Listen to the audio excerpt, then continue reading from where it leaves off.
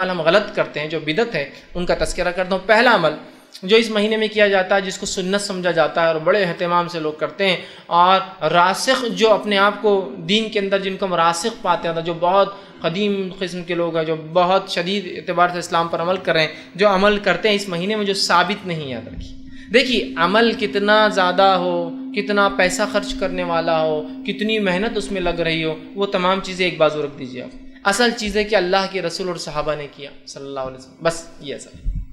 اگر کیا تو پھر آپ کریے، ڈٹ کر کریے، نہیں کیا تو بچیے اور ڈٹ کر بچیے۔ تو آئیے سب سے پہلی چیز جو کرتے ہیں وہ ہے صلاۃ الرغائب۔ یہ قسم کی نماز، اس کا نام ہی لوگوں نے دیا صلاۃ الرغائب، یہ نام لیکن نماز کا کسی فقہ کی کتاب میں کبھی نہیں ملے گا آپ کو، یہ نماز کا تذکرہ کبھی کسی محدث کے پاس آپ کو نہیں ملے گا، لیکن ایک یہ موضوع روایت ہے، ان موضوع اور من گھڑت روایتوں کو لے کر یہ نماز کو بنا دیا گیا جس کو صلاۃ الرغائب کہا جاتا ہے۔ اور یہ بڑے عقیدت کے ساتھ رجب آتے ہی لوگ اس کا اہتمام کرتے ہیں۔ اس نماز کے تعلق سے جو روایت پیش کی جاتی ہے، جو موضوع ہے، یاد رکھیے موضوع سمجھتے ہو؟ موضوع مطلب وہ حدیث جو نبی اکرم صلی اللہ علیہ وسلم کی طرف گڑھ دی گئی، منسوب کر دی گئی، لیکن آپ نے ایسی بات نہیں کہیں، وہ روایت کیا رکھتا ہوں جو صلاۃ الرغائب کی طرف لوگ سناتے ہیں، بیان کرتے ہیں۔ حدیث کے الفاظ اس طرح سے وہ یہ ہے کہ رجب اللہ کا مہینہ ہے، شعبان میرا مہینہ ہے، رمضان میری امت کا مہینہ ہے۔ جو روایت بیان کی جاتی ہے وہ یہ ہے رجب اللہ کا مہینہ ہے، شعبان میرا مہینہ ہے، اور رمضان میری امت کا مہینہ ہے۔ پھر اس حدیث میں آگے الفاظ دیکھیے کیا ہے، الفاظ یوں ہیں، جو شخص رجب کی پہلی جمعرات کے دن کا روزہ رکھے، پھر جمعہ کی رات مغرب سے عشاء کے درمیان 12 رکعت نماز پڑھے۔ جو شخص جمعرات کے دن روزہ رکھے، پھر جب جمعرات ختم ہو گیا تب جمعہ کی رات چالو ہوگی، جمعہ کی رات مغرب سے عشاء کے بیچ کے درمیان 12 رکعت پڑھے، دو دو کر کے، اور اسی طرح جو ہے ہر رکعت میں سورہ فاتحہ کے بعد 3 مرتبہ سورہ قدر، اور اس کے بعد 12 مرتبہ سورہ اخلاص پڑھے۔ سورہ قدر 3 بار، 12 مرتبہ سورہ اخلاص پڑھے، اس کی تلاوت کرے۔ جب نماز سے فارغ ہو، مطلب 12 رکعت پڑھ چکا ہو، فارغ ہو، تو مجھ پر جو ہے 70 مرتبہ درود بھیجے، اور اس میں خاص درود کا تذکرہ بھی کہ یہ درود بھیجے، اللہم صلی علی محمد النبی الامی وعلی آلہ، یہ بھیجے 70 مرتبہ۔ پھر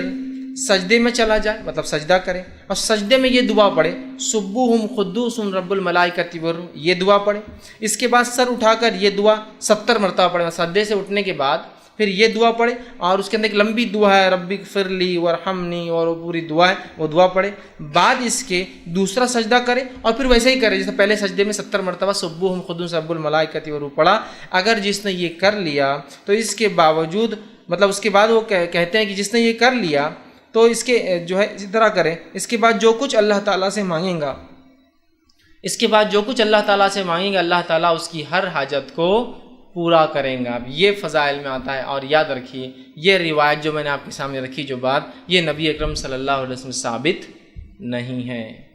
ثابت نہیں ہے۔ اس کے اوپر جو یہ موضوع ہونے پہ ابن الجوزی رحمہ اللہ نے کہا کہ یہ موضوع ہے، اسی طرح جو ہے ابن رجب رحمۃ اللہ علیہ کہتے ہیں کہ یہ روایت موضوع ہے، امام نووی کہتے ہیں کہ یہ روایت موضوع ہے، اسی طرح محمد بن طاہر الہندی رحمہ اللہ یہ فرماتے ہیں کہ روایت موضوع ہے، اسی طرح امام شوکانی رحمہ اللہ کہتے ہیں کہ یہ روایت موضوع ہے، اور اس کے بعد مولانا عبدالحی لکھنوی جو کہ ہندوستان کی رہنے والے تھے، مشہور اور معروف شخصیت ہے، وہ بھی اس کے تعلق سے کہتے ہیں اور فرماتے ہیں، ان کا قول اس طرح سے صلاۃ الرغائب والی حدیث من گڑت ہے، اور اس پر اکثر محدثین یا سب محدثین کا اتفاق ہے، اور ان کی مخالفت کرنے والے کا کوئی اعتبار نہیں، چاہے وہ کوئی بھی ہو۔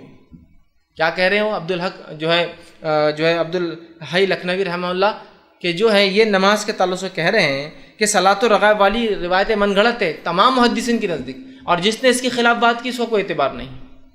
تو یہ صلاۃ الرغائب جو خاص طور سے پہلے جمعرات کا جو رجب کے اندر روزہ رکھا جاتا ہے، اس کے بعد رات جب آتی ہے تو 12 رکعت نماز اس طریقے سے پڑھی جاتی ہے، یاد رکھیے اس کا کوئی وجود، اس کا کوئی ثبوت، اس کی کوئی دلیل صحیح ثابت نہیں ہے، یہ موضوع ہے، اور علماء کو چاہیے کہ اس موضوع بات کا اظہار کرے، ورنہ یہ موضوع روایتیں جو نبی اکرم صلی اللہ علیہ وسلم طرف گڑھی گئی ہے، یاد رکھیے یہ بھی جھوٹ میں شامل ہے، اور آپ صلی اللہ علیہ وسلم اس کی وضاحت حدیث میں کر دی، جو جانتے بوجھتے مجھ پر جھوٹ باندھے وہ اپنا ٹھکانہ جہنم کی آگ بنا لے۔